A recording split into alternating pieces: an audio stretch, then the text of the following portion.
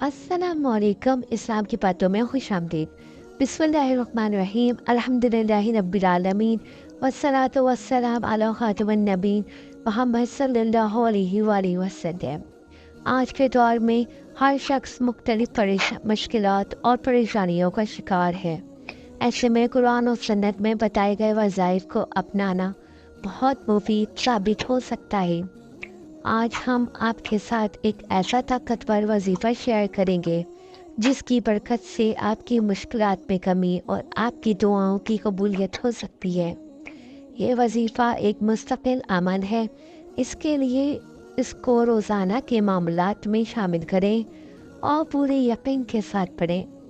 وظیفے کے ساتھ ساتھ نماز کی پابندی، حلال روزی اور تقوی کو بھی اپنانا ضروری ہے تاکہ اللہ کی مدد اور رحمت آپ کے ساتھ شامل ہو سکے۔ حضور نبی صلی اللہ علیہ وآلہ وسلم نے اس وظیفے کا ورد کرنے کی تلقین فرمائی۔ وظیفہ کرنے کا طریقہ: سب سے پہلے باوضو ہو جائیں۔ فجر کی نماز کے بعد ایک مرتبہ سورہ فاتحہ اور 3 مرتبہ سورہ اخلاص پڑھیں۔ اس کے بعد 100 مرتبہ یا حی یا قیوم برحمتک استغیث پڑھیں۔ پھر اپنی حاجت کے لیے اللہ تعالیٰ سے دعا کریں۔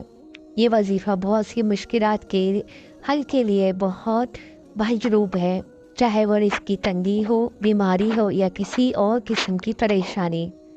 یا حی یا قیوم اللہ تعالیٰ کے 2 ایسے صفاتی نام ہیں جو ہمیشہ زندہ اور ہر چیز کو قائم رکھنے والے ہیں۔ اس وظیفے کے ذریعے آپ اللہ کی مدد طلب کرتے ہیں اور اپنی مشکلات کا حل چاہتے ہیں۔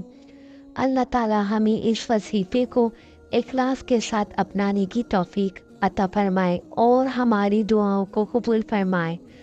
آمین۔ جزاک اللہ خیرا، والسلام علیکم ورحمۃ اللہ وبرکاتہ۔